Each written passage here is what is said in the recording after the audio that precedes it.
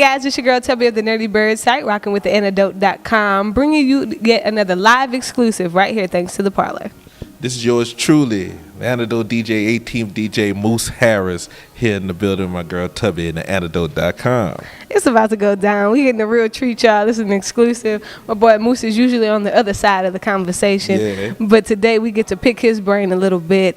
First of all, shout out to you for being a part of the Antidote family and rocking with the Antidote DJs. Thank you. Always coming through and holding us down for the things that we do here in the city.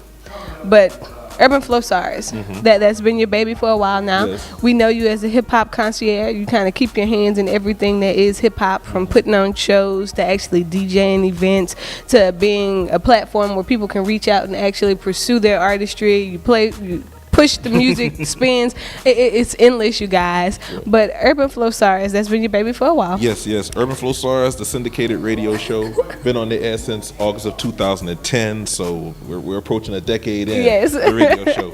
Syndicated coast to coast and around the world, bunch of different states, bunch of different countries, here in Louisiana and Baton Rouge and New Orleans and other places. Start naming cities: Chicago, Frisco, Dublin, Ireland, London, England, Moscow, Russia. You know, it's just all over modest. the place. Just a few of the places, you know, and the show is basically the same way it's always been. Right. You know, the motto of the show is play anything with a groove, from Louis Armstrong to the Roots. So I play the best in independent, underground, exclusive hip-hop, R&B, you know, all the urban sounds. If it's funky, I'm spinning it. I like it. It doesn't really matter.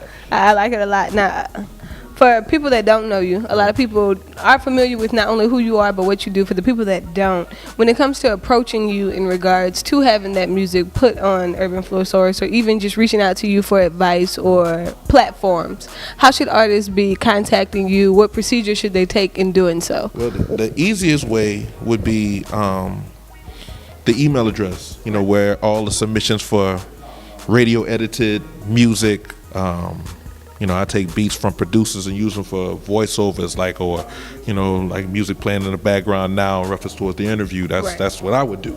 You know, using producers to give that credit to those producers. Taking DJ mixes, you know, whether it's 20 minutes all the way up to an entire episode of 2 hours. You know, the email address, urban.flowsaurus@gmail.com. That's spelled urban.flowsaurus@gmail.com. It's something I do every episode. So if you're listening to Urban Flow Stars, you will hear it once or twice a show. Right. You know, going down like that. For people that just want to interact with me, you know, talk with me, request music, you know, give suggestions, whatever, the social media is at Moose_Harris. And like I say on my radio show, that's the dash, the one on the ground, not the one in the middle of the air, underscore. Moose_Harris, that's Twitter, Instagram. I don't mind giving the government name, Anthony B. Daniels. That's what a Facebook is. That's what the Facebook Live videos are from past episodes of things from around the state, Louisiana, so on and so forth. You know, so go any of those ways and we can interact from there. It's a link up at that point, you hear me? So my boy Moose, again, takes the time to make sure that your music gets where it needs to, and that you're being able to reach a platform where exposure is the big thing. Right. Now, is there a process that you take so far as submissions where music is concerned, or is it just kind of like a first come, first serve basis? What's your process with picking that music? It's I don't consider myself picky per se. Right. Like I said, the motto, I play anything with a groove. So if it's grooving in some way, shape, or form, if it's jamming, then, you know, it'll get a spin. Now, it's mostly upon not just my own reaction, but the reaction of the listeners, what may have you, whether it's through the Facebook Live or through the podcast, whether it's on iTunes or Google Play or wherever else, you know. That reaction may determine how much more a certain song may get spun. Gotcha. You know what I'm saying? But if a song reaches me, just touches me from whatever perspective it comes from the jump, then you know, when I start using your song in the mixes I do, that's when you know that's something I've been spinning for a while. You know what I'm saying? So, but no, other than that, no, I don't have a specific process. I just want, you know, people to submit and stay in contact with me. Right. The more people stay in contact with me, the more I can remember them, and the more I remember them, I remember their music. Nice, very nice, and that is important from a DJ's aspect, and we'll kind of get into that. But first, I'm gonna backtrack just a little bit. Okay. You're an artist as well. Yes. Making music is not new to you. I have seen you jam out. I've seen you come from behind the DJ table to kind of feature in a song and, vibe and do your thing. So what do you enjoy more, the artistry aspect or the DJing aspect?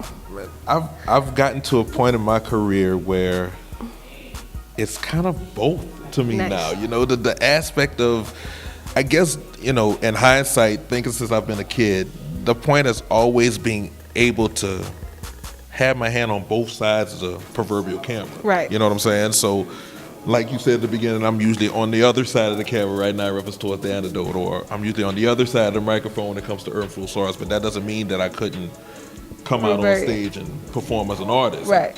That's where I think part of the DJing, the hosting aspect comes in. So it's not necessarily one or the other. It's more like this as long as I'm a part of it. As long as I get to vibe. Right. As long as I'm involved in it, we good. It doesn't matter which way it is. You just want to see Moose Harris somewhere. Right. Somewhere on the ticket. Somewhere in the credits. You know what I mean? That is what is up. Now, can we be expecting any music 2019? I know you got some stuff under wraps. I know. It's some stuff he don't want to tell me, y'all. I'm gonna get him to tell us. I've had so many things under wraps for a while musically. I'm still working on things. I got a couple of producer friends who's doing some things for me. Right. I got some things written in the phone, written in some notebooks. I got some ideas that have been swirling in my head for like 5, 6, 7, 8 years. He holding out on us, y'all. Just spam. That's all I'm gonna say. Spam, SPAM. Just associate that word with Moose Harris. 2019. Because it's coming. It's coming.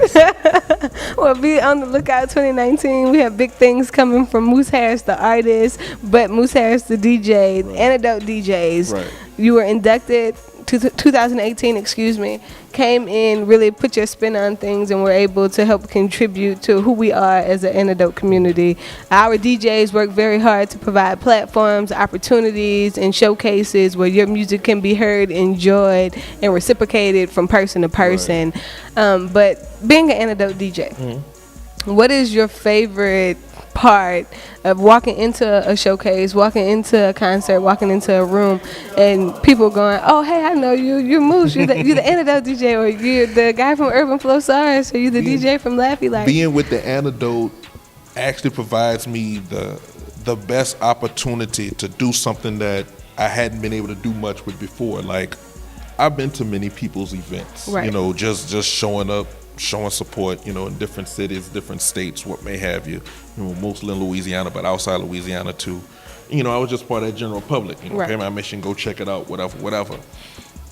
But to have the association with the Antidote, to where when the Antidote puts on events, or even when they're not putting on events and might be doing just coverage. Like, for instance, I went to Jackson, Mississippi the other day for Jackson the Music Week. It was nice. And being there for the Antidote, not having any other type of association with what was going on, but yet still being able to interact with all the different artists, all the different, people and bands or what may have you. Reference those 3 venues that were out there. Shout out to those 3 venues, because that was a good night, by the way. All 3 of them. And being able to just interact with them that way without necessarily having to look over my shoulder because I'm running an event, right. or is a song about to run out? Do I need to switch out a song or something like that? Or who's supposed to be on stage next? Without that element to it, but still being able to interact, network, politic, what may have you. I think that's that added essence being with the Antidote that you don't necessarily get. That you don't necessarily get in any other, or not many of the other situations that I'm in. Nice. Nice, and much love to the Antidote. We always provide what it is that we as a hip hop community need to go that step beyond where we've actually progressed at this point. And I think it's so important that we continue to build and grow. And the Antidote has you on lock, you guys, for your music needs, for all of your sports needs, fashion, whatever you can think about. We cover it right here because we want you to have the best. Right. And we want you to know that we're out here chasing people who are chasing their dreams. We want to be able to provide what you need. Now, let's kind of talk about that a little bit. In Jackson, the vibe is always so much different from state to state where music is concerned. Now, the one thing about the South, it doesn't matter how we vibe, everybody vibes. You know what I'm saying? Right. But being in the culture in Mississippi, normally they come to us for our showcases, and we see the difference But how did that feel to kind of be in the middle of the essence of true Mississippi hip hop? Like, how was that? Well, it was interesting because Mississippi may have some sort of reputation about how they sound. Right. You know, they Jackson always, and Mississippi in general, claims itself to be the birthplace of American music. So when you think of the beginnings of American music, you're gonna think of those bluesy sounds. Right. You know, and there's a lot of blues involved in Mississippi hip hop and things of that nature. You know, but there's also what Jackson in the music we provided was things outside of that stereotypical thought Right. of the type of things they do. So being there it wasn't my first time in Jackson for a show, what may have you, but being able to see more than just a rap show, Right. you know, a hip hop show, you know, just going slightly beyond that, getting a little bit more pop element, a slightly more rock element into the situation with different bands and different acts. Right. You know, just it felt like home, but then it didn't feel like home because of that Mississippi element. Right. You know, so That's dope. I mean, it was kind of close knit, but it still provided you a different outlook. Right.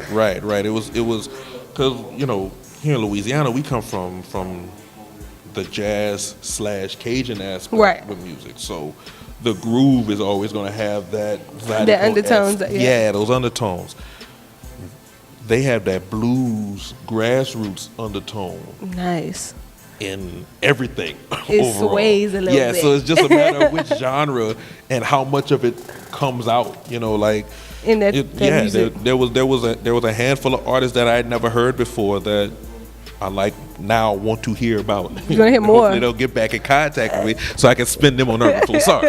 You feel what I'm saying? See, that's how it works. You know? So, you know, there's hopefully in future episodes of Urban Sorry I will have a handful more of artists from Mississippi. And Right. be like, you know, shout out to Jackson Indian Music Week, Kamikaze, good job, sir. And yeah. There it is.